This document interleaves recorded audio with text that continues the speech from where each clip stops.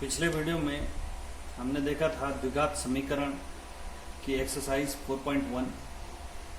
आज हम देखेंगे द्विघात समीकरण की एक्सरसाइज 4.2, जिसमें पहला क्वेश्चन है गुणनखंड विधि से निम्न द्विघात समीकरणों के मूल ज्ञात कीजिए। तो गुणनखंड विधि से किन्हीं समीकरणों के मूल आप पहले भी ज्ञात कर चुके हैं। किसी भी समीकरण के शून्य के मूल इस बात पर निर्भर करते हैं कि उस समीकरण में अधिकतम घात कितनी है। जैसे कि यह द्विघात समीकरण है, इसमें चर की अधिकतम घात 2 है, तो इसके मूलों की या शून्यों की संख्या कितनी होगी? 2 होगी। तो आइए देखते हैं किस तरीके से इसको हल करेंगे हम। ये है हमारे पास इक्वेशन x² - 3x - 10 = 0। तो जैसे कि मैं पहले बता चुका, हमें क्या करना है, हमें इन किनारे वाले गुणांकों की, जैसे इसका गुणांक कुछ नहीं है तो क्या है 1, इन किनारे वाले गुणांकों की गुणा करनी है। पहले हम चिन्हों को छोड़ देंगे, ध्यान नहीं रखेंगे चिन्हों को, बाद में उसका इस्तेमाल कर लेंगे। तो किनारे वालों की गुणा करनी है हमें, और 2 ऐसी संख्या खोजनी है जो गुणा करके 10 आए और जोड़ या घटा करके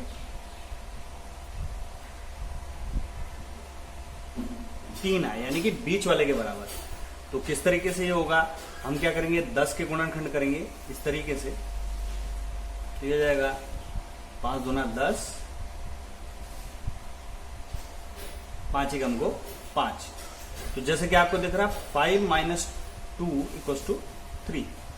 तो हम आसानी से कर सकते हैं इसको। ये हो जाएगा x² माइनस छोड़ देंगे, मैं पहले बता चुका हूं, हमें केवल 3 को इस तरीके से लिखना है। तो किस तरीके से लिखेंगे हम इसको? लिख सकते हैं 5 - 2 × x - 10 = 0। ये आपके समझ में आ गया होगा। ये रफ में आप कर लीजिएगा। ये हो जाएगा x² ब्रैकेट खोल लेंगे, हो जाएगा माइनस का 5x minus into minus plus 2x - 10 = 0। पहले 2 से ये जुड़े बना लेंगे पेयर इस तरीके से। पहले 2 से क्या कॉमन लिया जा सकता है? x कॉमन लिया जा सकता है। ये हो गया x - 5। अब दूसरे पेयर से हमें ध्यान ये रखना है कि इस तरीके से कॉमन लें कि अंदर ब्रैकेट में हमारा बिल्कुल इस तरीके से बने। तो मैं प्लस का 2 कॉमन ले रहा हूं, अंदर बच गया x - 5 = 0। x - 5 दोनों में कॉमन है, ये ले लेंगे x - 5, इधर बच जाएगा x + 2 = 0। एक बार इसको 0 के बराबर, एक बार इसको 0 के बराबर।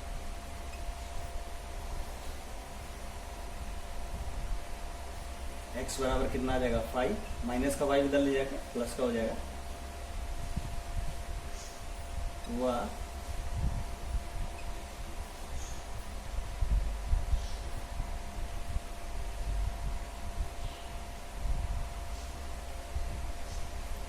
x की 2 वैल्यू आ गई। जैसे कि आप देख रहे हैं कि ये इक्वेशन किसमें 2 घात में है, इसके 2 मूल, कम से कम 2 मूल या 2 शून्य होंगे, इसलिए हम कह सकते हैं, इसलिए x बराबर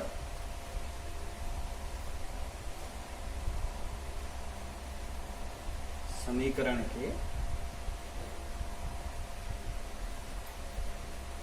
मूल होंगे।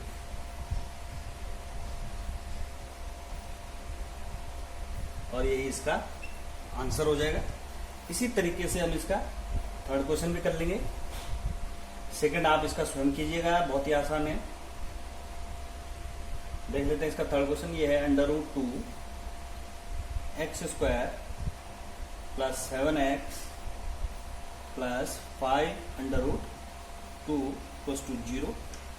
बिल्कुल उसी तरीके से हमें गुणा करके क्या चाहिए, किनारे वाले गुणांकों के गुणा के बराबर गुणा करके क्या आना चाहिए, ये आना चाहिए √2 × 5 √2।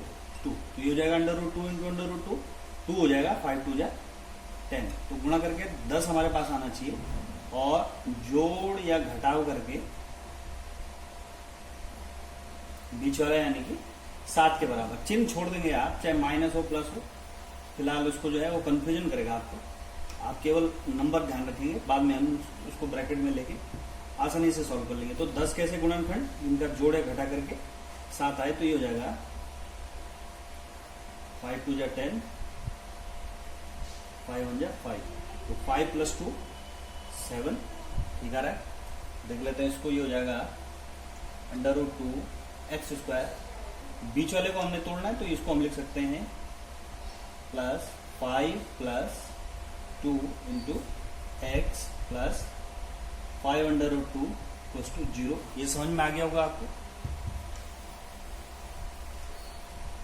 रब कर देंगे इसको, ये हो जाएगा √2x² + 5x + 2x + 5√2 = 0।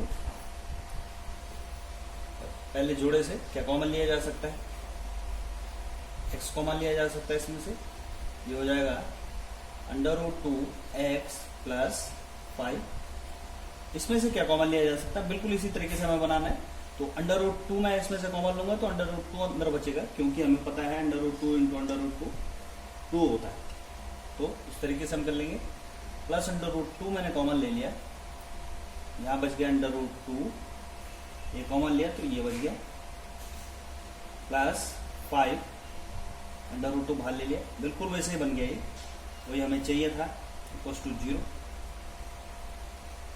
दोनों में से क्या कॉमन है? √2x + 5, इधर बच गया x + √2 = 0। देख लेंगे, जब √2x + 5 = 0, तो √2x = -5 और x = -5√2। चाहे तो आप संयुग्मी से गुणा करके, यानी कि हर का परमीकरण जिसे कहते हैं, इसको ऊपर बना सकते हैं। आप क्या करेंगे, जो नीचे बना हुआ अंडर में, उसके ऊपर नीचे गुणा कर देते हैं इस तरीके से, तो ये हो जाएगा अपॉन में 2 बन जाएगा, x = -5√2/2, ये आ जाए इस तरीके से। अंडर अपॉन में नहीं रखते हैं नॉर्मली, उसको हर का परमीकरण कहा जाता है, ताकि जो है बटे से हमारा वर्गमूल हट जाए। इसी तरीके से जब x + √2 = 0, x = -√2, ये 2 आ गए हमारे पास, 2 मान, एक x = ये, एक x = इसलिए हम कह सकते हैं, इसलिए x = -5√2/2 व -√2 समीकरण के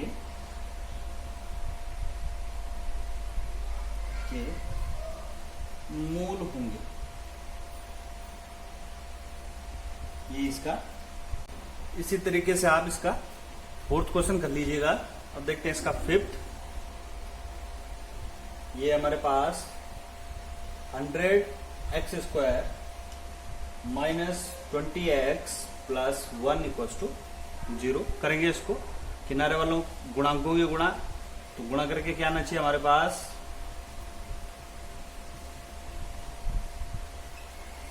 और जोड़ या घटाव करके 20 हमारे पास आना चाहिए, चिन्ह छोड़ देंगे, 20 हमारे पास आने चाहिए। तो 100 कैसे गुणनखंड देख लेते हैं हम।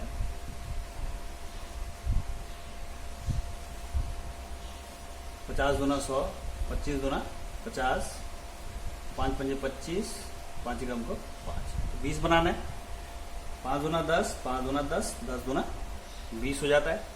देखते हैं इसको, ये हो जाएगा 100x², माइनस बाहर ले लेंगे, केवल 20 को हमने देखना है। ये हो जाएगा 10 + 10 हो गया 20, 10 × 10 100 हो गया, ये हमें चाहिए था, इंटू x + 1 = 0। ये आपको समझ में आ गया होगा। रब कर लेते हैं इसको।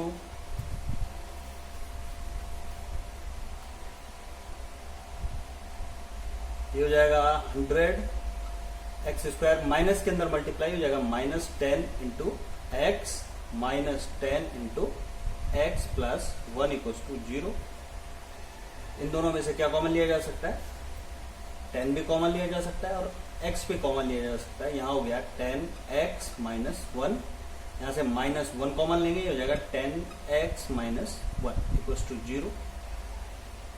यहाँ क्या कॉमन लिया जा सकता है? ये हो गया 10x माइनस 1, इधर 10x माइनस 1 इक्वल्स टू 0। अलग अलग 0 के बराबर ले लेंगे। जब 10x माइनस 1 इक्वल्स टू 0, तो ये हो जाएगा 10x इक्वल्स टू 1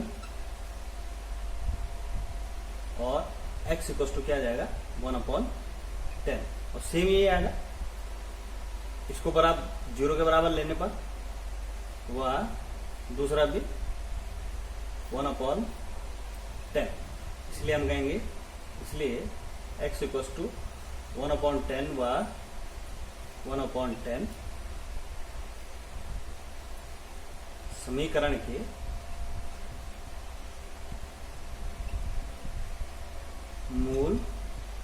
मूल या शून्य भी, शून्य का अगर पूछा जाए, जीरो जिसे कहा जाता है, एक ही मतलब है। ये इसका आंसर हो जाएगा। अब इसमें क्वेश्चन नंबर 2, जिसमें एग्जाम्पलों को सॉल्व करने के लिए बोला हुआ है, वो आप स्वयं कीजिएगा। अब देखते हैं हम क्वेश्चन नंबर 3। ऐसी दो संख्याएं ज्ञात कीजिए जिनका योग 27 और गुणनफल 182 हो। तो देख लेंगे हम, क्योंकि ये द्विघात समीकरण है। अगर इसी तरीके की कोई समस्या हमारे लिए चैप्टर 3 के अंतर्गत आती, सामान्यतः ऐसे देखने में हमें पता नहीं लगता कि किस के अनुसार हम इसको सॉल्व करेंगे। तो आप चाहे तो इसी समस्या को दो चर वाले रैखिक समीकरणों से भी कर सकते हैं। उसमें हमें वो दोनों संख्याएं अलग अलग माननी होती है, दोनों ही कंडीशन इसमें भी दी हुई है, दोनों ही कंडीशन उसमें भी दी होती है। दो समीकरण हमें दो चरों को सॉल्व करने के लिए चाहिए होते हैं। इसमें द्विघात समीकरण है, x की जो मैक्सिमम समीकरण में पावर होती है वो 2 है। तो इजिली आप द्विघात समीकरण से भी इसको कर सकते हैं और दो चर वाले रैखिक समीकरण से भी इसको कर सकते हैं। अब देख लेते हैं द्विघात समीकरण से इस प्रकार के सवालों को किस तरीके से हम हल करेंगे। सबसे पहले हम मान लेंगे, माना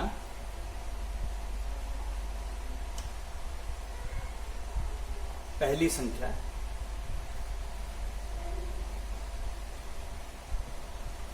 बराबर x, वहां पे दूसरी संख्या हम y मान लेते हैं। यहां पर ऐसा नहीं करेंगे, यहां पर हमारी जो दूसरी संख्या आएगी वो पहली कंडीशन से हमें मिल जाएगी। तो जैसे कि ये दे रखा है कि दो संख्याएं ज्ञात कीजिए जिनका योग 27 हो। तो पहली संख्या हमने x मान ली, इसलिए प्रश्नानुसार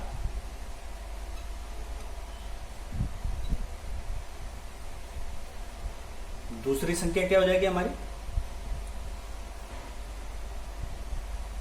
दूसरी संख्या हो जाएगी हमारी 27 माइनस x। तो ऑब्वियस बात है कि अगर हमारे पास दो संख्याएं हैं जिनका योग 27 आ रहा है, पहली संख्या 10 है, तो दूसरी संख्या हम बता सकते हैं कि 17 होगी। अब 17 कैसे हुई? 27 माइनस 10। 27 से योग से पहली संख्या हमने घटाई तो हमारा दूसरी संख्या हमें प्राप्त हो गई। इस तरीके से समझे होंगे आप इस चीज को।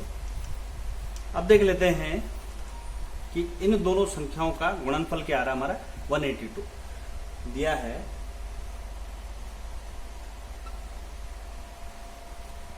x into 27 minus x equals to 182। बस इसको सॉल्व कर देंगे, x की वैल्यू आ जाएगी। ये हो जाएगा 27 into x minus x square equals to 182। सभी को इधर ले जा लेंगे, इधर बच जाएगा 0। उसको मैं दाईं तरफ लिख रहा हूँ 0 को। ये सभी कुछ इधर लेंगे, इसको इधर ले जाएंगे, हो जाएगा एक्स स्क्वायर। ये 27x प्लस का इधर ले जाएंगे माइनस का 27x। यहाँ पहले से क्या था? 182। ये बन गई हमारे पास द्विघात समीकरण। इसको आसानी से सॉल्व करते हैं। जैसे मैं बता चुका आपको, गुणा करके हमें क्या चाहिए? गुणा करके चाहिए 182 और जोड़ या घटाव करके चाहिए हमारे पास 27। चिन्ह छोड़ देंगे, बाद में देखेंगे उनको। तो करते हैं 182 कैसे गुणनखंड, क्या हो जाएगा? 2 दोनों में 18,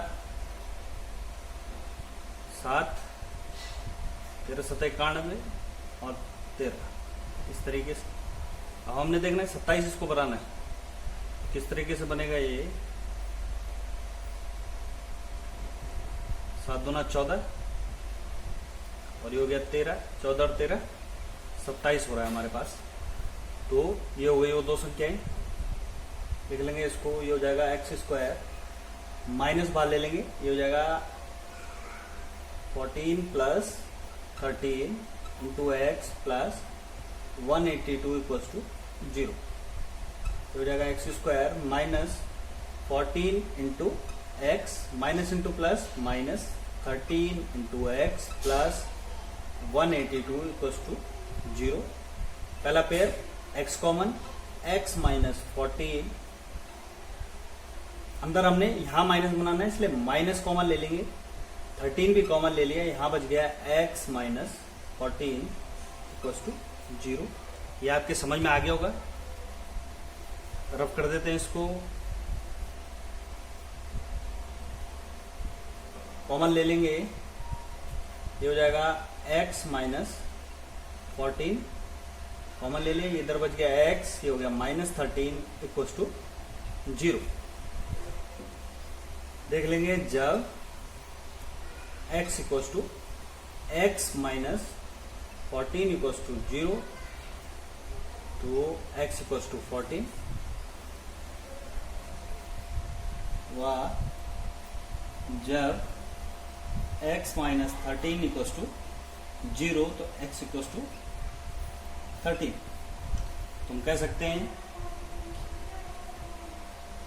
कोई सा भी हम बोल सकते हैं कि इसका आंसर के लिए जब पहली संख्या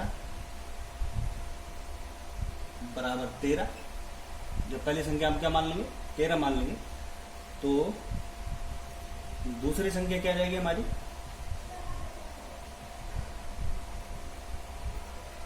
27 माइनस 13 यानी कि 14। इसी तरीके से जब पहली संख्या हम 14 मान लेते हैं तो दूसरी संख्या क्या आ जाएगी हमारी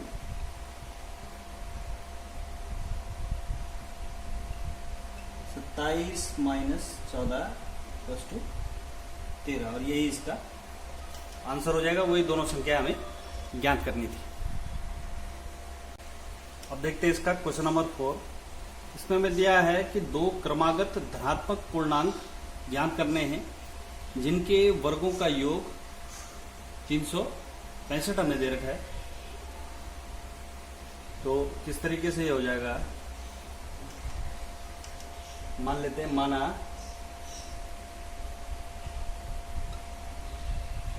पहला धनात्मक पूर्णांक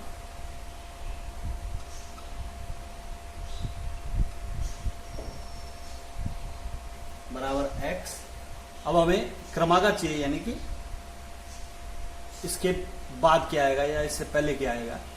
तो जैसे कि क्रम से आने वाले, जैसे 1 के बाद क्या आता है 2, 2 के बाद 3, 3 के बाद 4, या आप क्रम से ऐसे भी लिख सकते हैं कि अगर आपने इसको 3 लिख लिया और आपको 2 लिखना है तो आप इसको x माइनस 1 भी लिख सकते हैं दूसरे वाले को। सामान्यतः प्लस में लेके चलते हैं हम।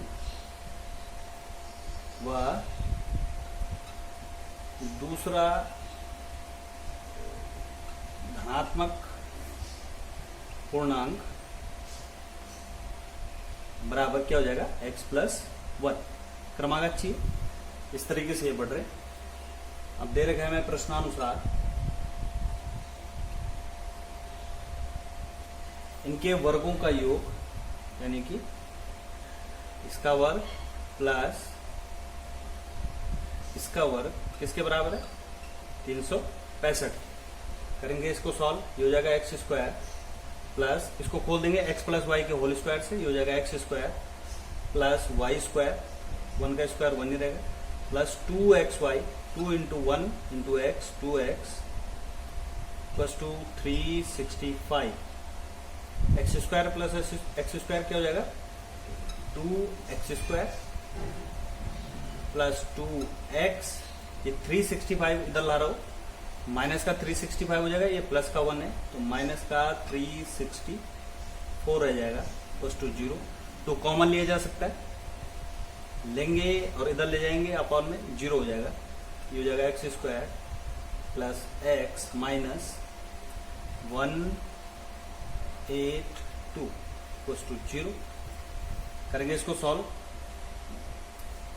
182 कैसे गुणनखंड या 1 है, गुणा करके क्या आना चाहिए 182 इंटू 1 यानी कि 182 और प्लस या माइनस करके क्या आना चाहिए हमारे पास 1।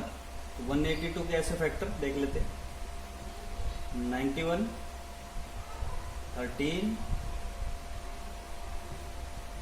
हो जाएगा 12, वो 14, ये 13, 14 माइनस 13 1 हमारे पास आ रहा है। देखते हैं इसको, ये हो जाएगा x square plus 14 minus 13 into x minus 182 equals to 0। ये हो जाएगा x square plus 14x minus plus into minus minus 13x minus 182 equals to 0। Common ले लेंगे इसमें से x कॉमन, ये हो जाएगा x प्लस 14 माइनस 13 इसमें से कॉमन ले लेंगे, यहां बच जाएगा x plus 14 equals to 0। Common ले लेंगे हम x प्लस 14, इधर बच जाएगा x माइनस 13 इक्वल्स टू 0। इसको रख कर लेंगे, देखते हैं इसको यहां पर, जब x प्लस 14 इक्वल्स टू 0 तो x इक्वल्स टू माइनस 14 व जब x माइनस 13 इक्वल्स टू 0 तो x इक्वल्स टू 13। नेगेटिव हमने नहीं लेना है क्योंकि हमें धनात्मक पूर्णांक पूछे हुए, उसको नहीं लेंगे, केवल ये ले लेंगे। इसलिए दो क्रमागत पूर्णांक क्या हो जाएंगे हमारे पास 13 व 14 होंगे, ये इसका आंसर हो जाएगा। एक्सरसाइज 4.2 का क्वेश्चन नंबर 5, इसमें है एक समकोण त्रिभुज की ऊंचाई इसके आधार से 7 सेंटीमीटर कम है।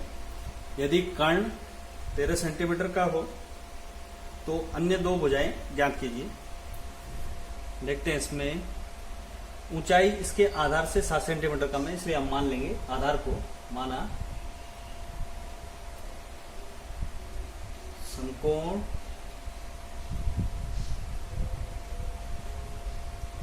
त्रिभुज का आधार बराबर x सेंटीमीटर, इसलिए समकोण त्रिभुज की ऊंचाई क्या हो जाएगी, आधार से 7 सेंटीमीटर कम है तो x माइनस 7 सेंटीमीटर हो जाएगी। वह दिया है समकोण त्रिभुज का कर्ण बराबर 13 सेंटीमीटर। इसलिए हम जानते हैं पाइथागोरस प्रमेय से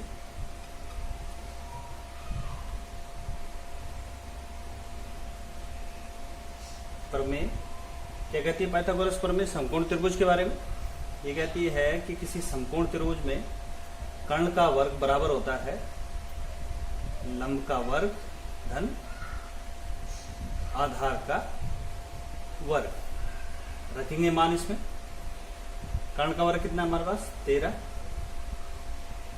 लंब कितना है हमारे पास, लंब यानी कि ऊंचाई x माइनस 7 का होल स्क्वायर प्लस आधार कितना है x का स्क्वायर।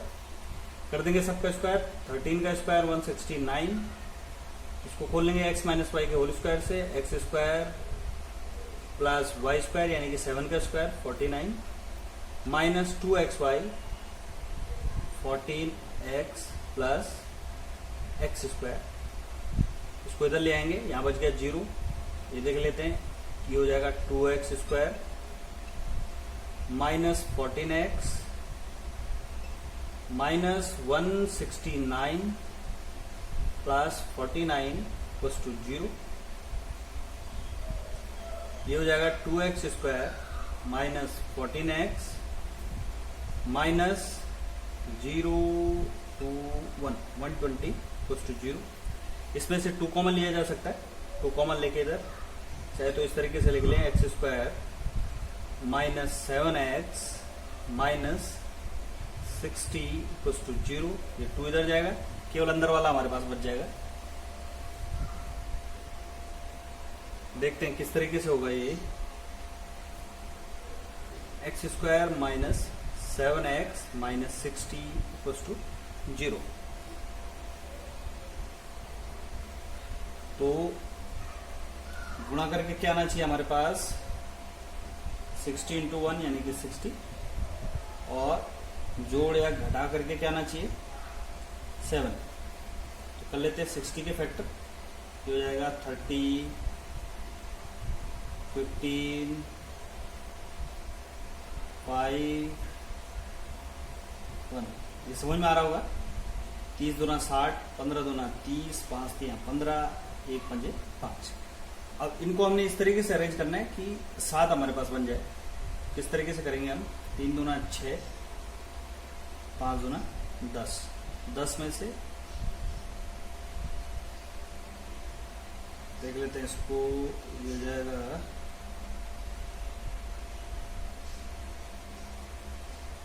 ये हो रहा है 3 दूना 6, 6 दूना 12, और 12 में से 5 गए तो 12 में से 5 गए तो 7 हमारे पास बच गए। इस तरीके से करेंगे हम इसको। देख लेते हैं इसको। यहाँ पर ये हो जाएगा एक्स स्क्वायर माइनस छोड़ देंगे साइन, ये हो जाएगा 12 माइनस 5। 7 को हमने लिख दिया इस तरीके से, एक्स माइनस 60 इक्वल्स टू 0। कर लेंगे इसको यहाँ पे, ये समझ में आ गया होगा आपके।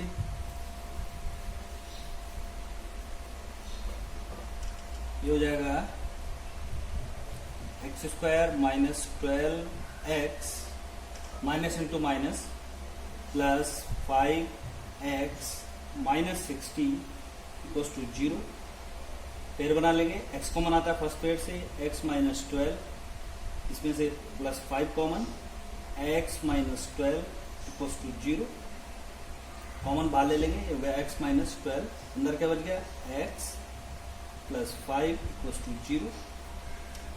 ले लेंगे जब x minus 12 equals to 0, x equals to क्या आ गया 12, व x जब x प्लस 5 इक्वल्स टू 0, तो x इक्वल्स टू कितना आ गया -5। देखते हैं इसको किस तरीके से हम करेंगे, क्योंकि हमें क्या चाहिए, दूरी या लंबाई हमें चाहिए जो कि क्या होती है नेगेटिव नहीं हो सकती। इसलिए हम -5 वैल्यू इसकी नहीं लेंगे, केवल पॉजिटिव वैल्यू इसके लिए लेंगे। इसलिए समकोण त्रिभुज का आधार क्या हो जाएगा 12 सेंटीमीटर, व समकोण त्रिभुज की ऊंचाई क्या हो जाएगी 12 माइनस 7 यानी कि 5 सेंटीमीटर। ये इसका आंसर हो जाएगा। देखते हैं इसका क्वेश्चन नंबर 6। इसमें कहा गया है एक कुटीर उद्योग एक दिन में कुछ बर्तनों का निर्माण करता है। एक विशेष दिन या देखा गया कि प्रत्येक नग की निर्माण लागत रुपए में उस दिन निर्माण किए गए बर्तनों की संख्या के दुगने से 3 अधिक है। यदि उस दिन की निर्माण लागत 90 रुपए है तो निर्मित बर्तनों की संख्या और प्रत्येक नग की लागत ज्ञात कीजिए। देखते हैं।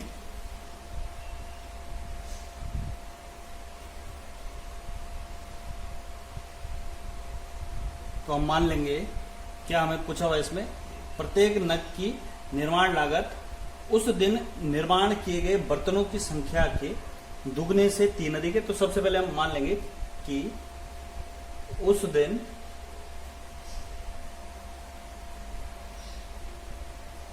निर्मित बर्तनों की कुल संख्या बराबर x, इसलिए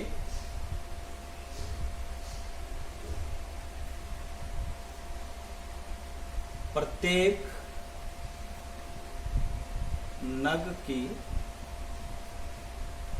निर्माण लागत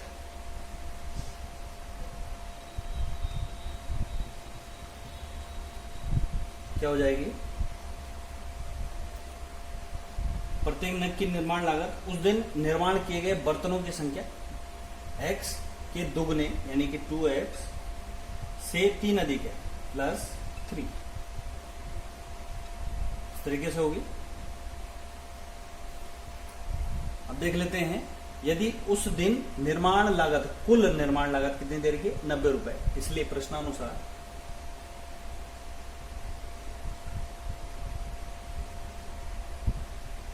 कुल निर्मित बर्तन हो गए x और प्रत्येक नग की निर्माण लागत हो गई 2x प्लस 3, इसलिए ये हो जाएगा 2x प्लस 3 एक नग का, और कुल नग हो गए x, टोटल खर्चा आया 90 रुपए।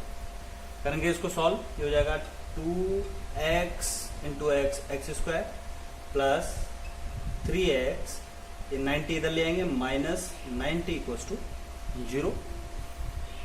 तो गुणा करके क्या आना चाहिए? किनारे वालों को गुणा के बराबर, साइन छोड़ देंगे, 90 इंटू 2 यानी कि 180, और जोड़ या घटाव करके हमारे पास क्या आना चाहिए? 3। करेंगे 180 कैसे फैक्टर?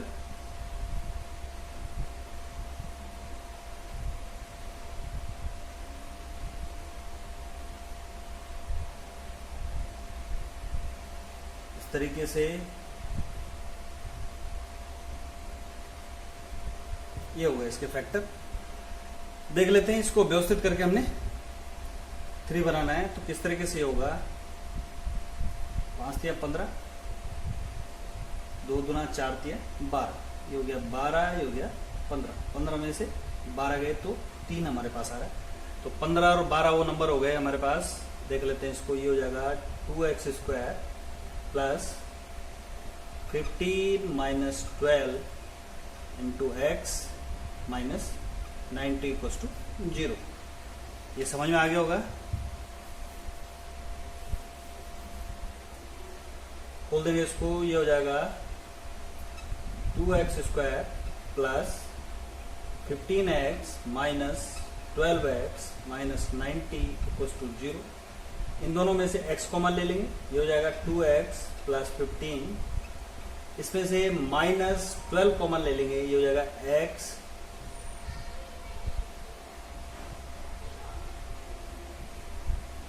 इसमें से 6 कॉमन लेंगे, बिल्कुल अंदर एक जैसे बनाना है हमने, 6 कॉमन ले ली इसमें से, ये हो जाएगा 6, अंदर बच गया 2x,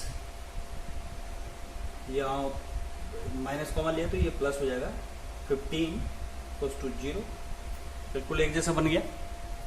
देख लेते हैं इसको, ये कॉमन हो जाएगा जो बाहर ले लेंगे,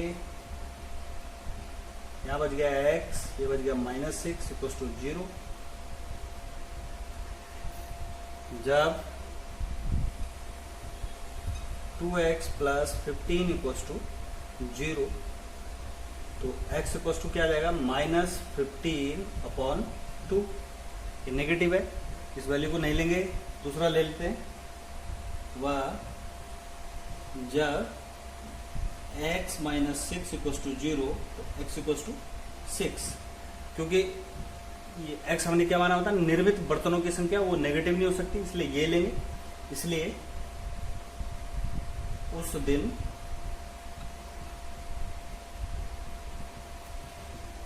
निर्मित बर्तनों की संख्या बराबर 6 व प्रत्येक नग की निर्माण लागत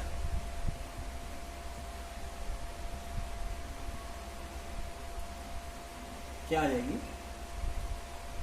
2 इंटू एक्स की जगह 6 प्लस 3 यानी कि 12 प्लस 3 15 रुपी, ये इसका आंसर हो जाएगा। इसके साथ ये एक्सरसाइज भी यहाँ पे समाप्त हो जाती है। अब हम अगले वीडियो में देखेंगे अगली एक्सरसाइज। तब तक के लिए आप इसके क्वेश्चन आंसर कीजिएगा और एग्जाम्पल कभी मत छोड़ना बुक के, कम से कम एनसीईआरटी के। तब तक के लिए धन्यवाद।